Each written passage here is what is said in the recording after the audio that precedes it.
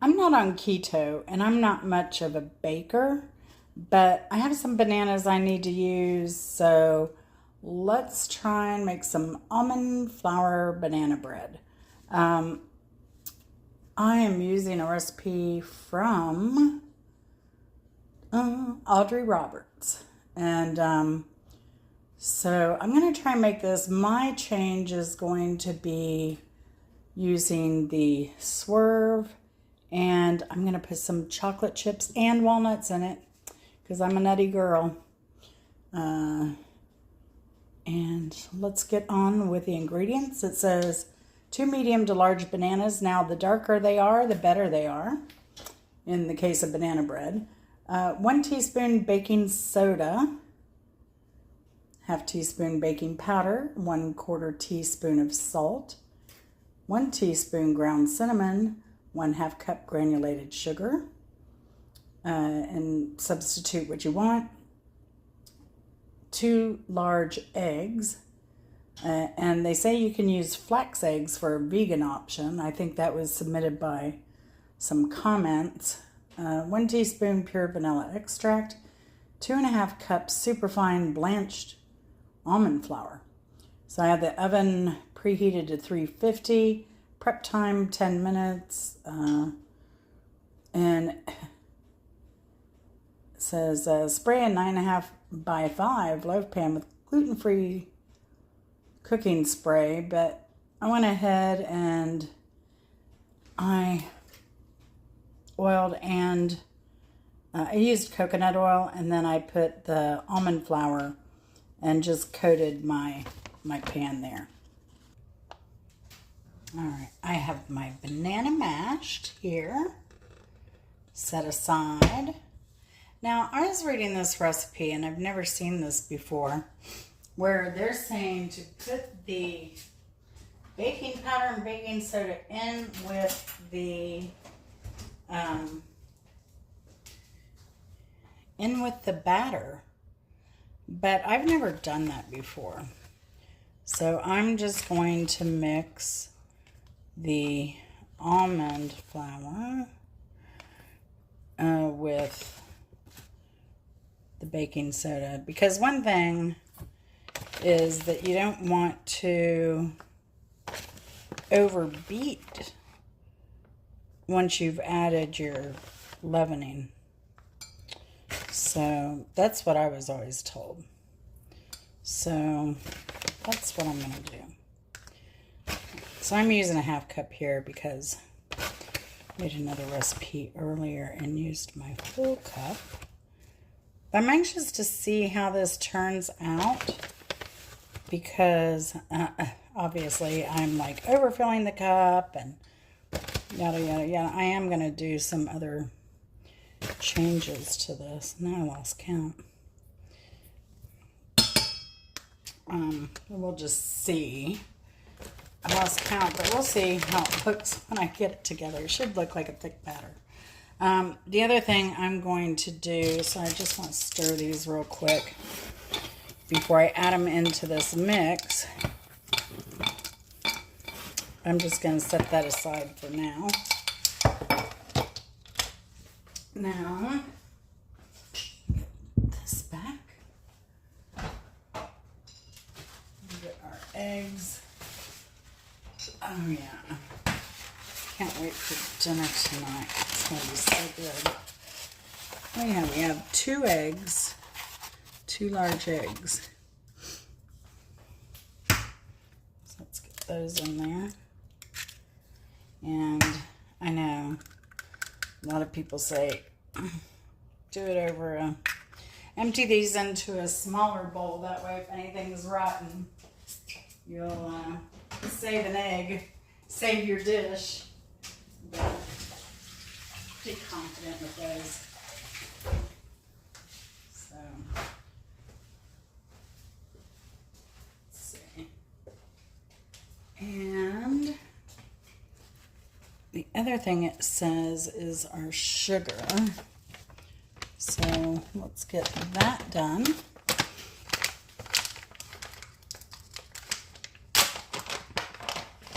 Again, I'm using Swerve. You can use any sweetener you want in the same amount. I've used this once before. There's a keto chocolate chip cookie recipe, and it calls for, I think it's a cup of this, and like 4 eggs, and was it 3 or 4 eggs, and just chocolate chips. Let me tell you, those were pretty good sugar-free chocolate chips. They were excellent. So we have our sugar in here. So sugar is considered a liquid because when it melts, it becomes a liquid. So always try to treat it like that when you're baking. So try and get this all mixed here.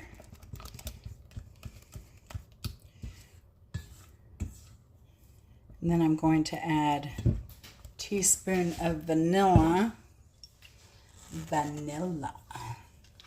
What was that from? Was that from The Jerk?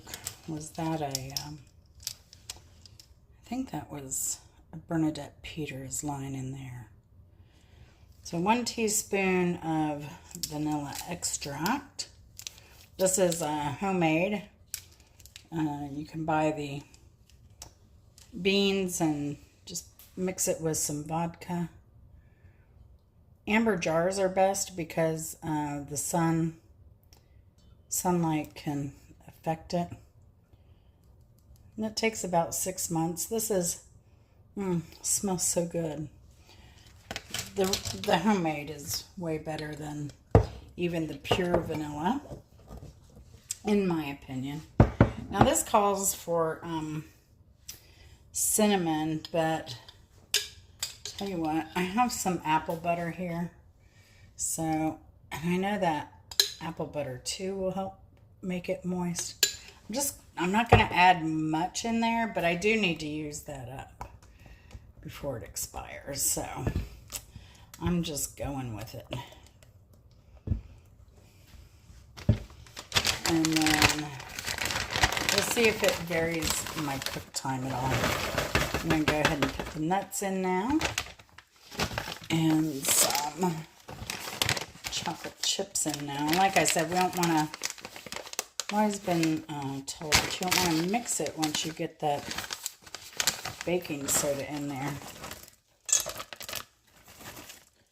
Now, this is only a little loaf, so I'm not going to add much of those to that.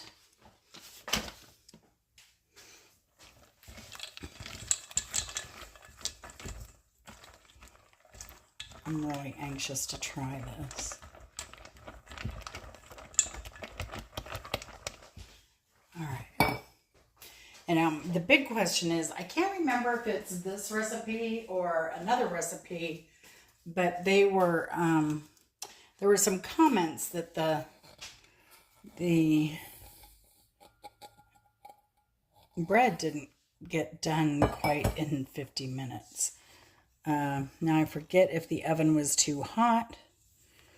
I think this says to bake at 350. So always make sure to read the comment section because there might be an error. I found that with one chef that said something different, and then I couldn't clarify that for some reason. So here we go. And that is just mixed.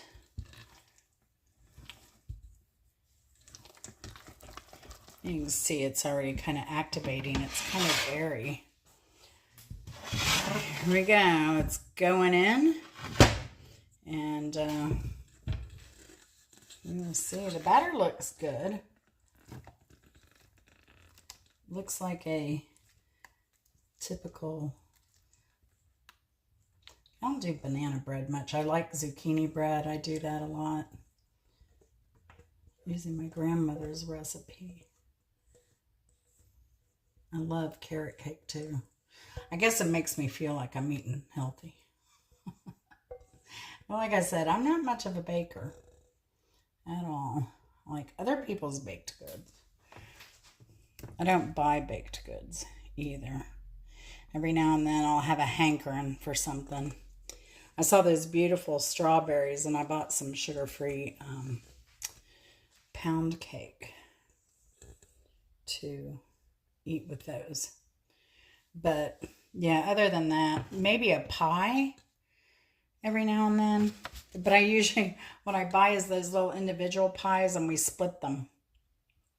And that's just when I'm craving it, which isn't often. I love pasta. Pasta's my jam. Alright, so we're going to get this in the oven. It didn't say it needed a pan under it, and I think there's enough room here for any rising. So we're going to get this in the oven. I'm putting it in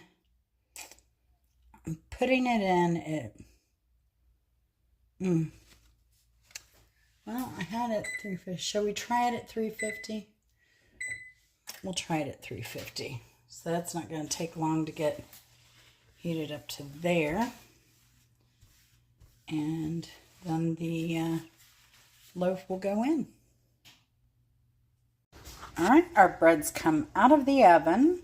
So you want to let it cool at least, I don't know, 25, 30 minutes before trying to flip it out or anything. Oh, and look, that came out clean. So that's a good sign. It's a little crunchy on top. So I'll bring you back when we go to cut it. Y'all, this bread, it is so good. Now, believe it or not, I'm going to say add less chocolate chips because it did get a little gooey.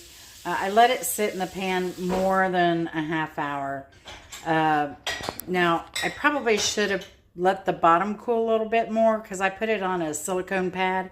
I should have separated that so that the bottom could have some airflow. A little bit stuck, but not much. And I think I left it in the pan for maybe an hour. But it is fabulous. So, but yeah, check it out. Tell me if you make it, how you like it. But we absolutely loved it. Take care, y'all. Thanks for watching.